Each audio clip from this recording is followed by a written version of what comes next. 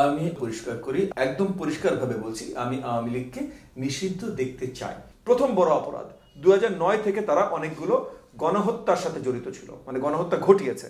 আওয়ামী লীগের সাপোর্টার বা ওয়ার্কার বা নেতা কর্মী বাংলাদেশের রাজনীতি থেকে সারা জীবনের জন্য বিলুপ্ত হয়ে যাবে। ওয়ার্ড কাউন্সিলর থেকে শুরু করে প্রধানমন্ত্রী পর্যন্ত এমন কেউ নাই যে ভোট চুরি করে নাই। এখন আমি দেখতে চাই বলে কি করা উচিত? বাংলাদেশের প্রচলিত আইনের ভেতরে যা করা যায় বা সঠিক সংস্কার আমরা করতে চাচ্ছি, সো সঠিকভাবে সংস্কার করা আইনে যা করা যায় এর বাইরে কিছু করা যাবে না, কোনোভাবে করা যাবে। আমি চাইতে পারি, আমার গণতান্ত্রিক অধিকার পাই চাওয়ার সাথে সেটার বিষয় কিছু করা। সো আমরা কিন্তু মানে আমার দল থেকে এবং আমি দলের চেয়ারম্যান হিসেবে প্রথম আপনার আইনত মামলা দায়ের করি আওয়ামী লীগ নিষিদ্ধ হবার জন্য। আমরা রাজপথে যেমন আওয়াজ করি, প্রত্যেকটা কাজ সঠিকভাবে করতে চেষ্টা করি। প্রথম মামলা দায়ের করি আইসিটিতে আওয়ামী লীগকে নিষিদ্ধ হবার জন্য। কেন মামলা দায়ের করি? মামলা দায়ের করি কারণ আইসিটি আইনে নিষিদ্ধ কিছু ছিল না, নিষিদ্ধ করার মতো কোনো ধরনের ক্লজ ছিল না। কিন্তু তখন আলোচনা চলছিল যে আইসিটি আইনটাকে সংস্কার করা হবে। সংস্কার করা হলে এই 10 বছর পর্যন্ত নিষিদ্ধ করা যেতে পারে, এই ধরনের একটা সংস্কার তারা এই আইনের আইসিটি আইনের ভিতরে আনবেন। যেহেতু এই আলোচনাটা শুরু হয়েছিল, সো ওইটা করার আগে আমরা মামলাটা চুকে দিয়েছিলাম যে যদি এটা হয় তাহলে আমার মামলা যেন কার্যকরী হয়। অত্যন্ত দুঃখজনক, বাট এটা করা হয়নি। এবং এগেন আইনের বিশেষজ্ঞরা নিশ্চয়ই অনেক চিন্তা করেই করেছেন, দেশের ভবিষ্যৎ চিন্তা করেই করেছেন, আমি সেটাকে আর প্রশ্নবিদ্ধ করবো না। তাহলে এখন আওয়ামী লীগকে নিষিদ্ধ করার মতো আইনি প্রক্রিয়া আর নেই। যদি আইনি প্রক্রিয়া না থাকে, আইনি প্রক্রিয়ার বাইরে যে নিষিদ্ধ করা, এটাতে আমরা বিশ্বাস করি। আমরা চাই নিষিদ্ধ হোক, কিন্তু আইনি প্রক্রিয়ার বাইরে যে কাজগুলো যদি আমরা করা শুরু করি, তাহলে এই যে এর আগের যেমন স্বৈরশাসক সরকার ছিল, সেই স্বৈরশাসক সরকারের সাথে আমাদের খুব বেশি পার্থক্য থাকবে না। তাহলে এখন কি করা উচিত? এখন আমি মনে করি প্রথম দাগে, এবং এগেন আমাদের এই প্রচেষ্টাটাও আছে, আমরা যেমন কেস করেছিলাম, মামলা টুকে দিয়েছিলাম তাদেরকে নিষিদ্ধ করবার জন্য, আমরা এই দিকেও আইনের আপনার পথে আমরা হাঁটবো যে তাদের নিবন্ধন বাতিল করবার জন্য।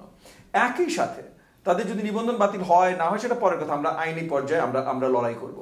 একই সাথে আওয়ামী লীগ দল হিসেবে আমরা বিশ্বাস করি নিষিদ্ধ হওয়া উচিত, কারণ আওয়ামী লীগের নেতৃত্বে যারা ছিল তারা গত 15 বছর ধরে দলের পুরো অঙ্গ প্রত্যঙ্গের সব জায়গায় এমন একটা মতাদর্শ ছড়াতে চেষ্টা করেছেন যেটা বাংলাদেশের স্বায়ত্তশাসনের বিরুদ্ধে যায়, সভরেন্টির বিরুদ্ধে যায়, জাতীয় সভরেন্টির বিরুদ্ধে যায়। তো সেই কারণে আমরা নিষিদ্ধ দেখতে চাই। তবে এই যে বিরুদ্ধে যায়, এটা তৈরি করেছিল কারা? করেছিল আওয়ামী লীগের নেতৃত্ব। তাহলে আওয়ামী লীগের নেতৃত্বের কিন্তু আমরা যদি একটু যাচাই বাছাই করতে যাই, বড় দাগে তারা 3টা বড় অপরাধ করেছে। প্রথম বড় অপরাধ, 2009 থেকে তারা অনেকগুলো গণহত্যার সাথে জড়িত ছিল, মানে গণহত্যা ঘটিয়েছে। 2009 বলেন আর জুলাই আগস্ট বলেন।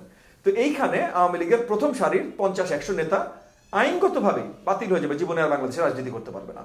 দ্বিতীয় আসেন ভোট চুরি। আওয়ামী লীগের ওয়ার্ড কাউন্সিলর থেকে শুরু করে প্রধানমন্ত্রী পর্যন্ত এমন কেউ নাই যে ভোট চুরি করে নাই। অল্প একটু তদন্তও করা লাগবে না, খবরের কাগজে আপনারা গণমাধ্যমে আপনারা বারবার করে ধরিয়ে দিয়েছেন, দেখিয়ে দিয়েছেন। এই যে ভোট চুরি, এইটা বাংলাদেশের অনেকগুলো আইনে, মানে সেডিশন অ্যাক্ট, আরপিও অ্যাক্ট, অনেকগুলো আইনের মাধ্যমে এটা মানে জোরদার দণ্ডনীয় অপরাধ। সো এইটাও যদি আমরা একটু ধরতে চেষ্টা করি, তাহলে দেখবেন 5 থেকে 10,000 আওয়ামী লীগ নেতা বাতিল, বাংলাদেশে আর জীবনে রাজনীতি করতে পারবে না, নির্বাচন করতে পারবে না, মানে এটা শক্ত আইনি অপরাধ। সো এখানে কিন্তু 5-10,000 অলরেডি বাতিল হয়ে গেল। এরপর আসেন অর্থনৈতিক অপরাধ।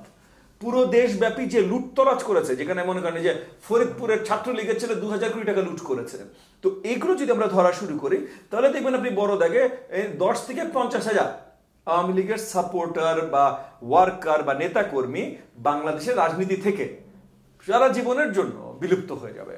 তো এই যে এইটা যদি আসলে আমরা সঠিকভাবে করি, যেটা এখনো করা হচ্ছে না, এটা যদি আমরা সঠিকভাবে করি, তাহলে আওয়ামী লীগের নিবন্ধন থাকলো আর না থাকলো, নিষিদ্ধ হলো আর না হলো, এটা কিন্তু আসলে মাথা ব্যথা হওয়ার কথা না।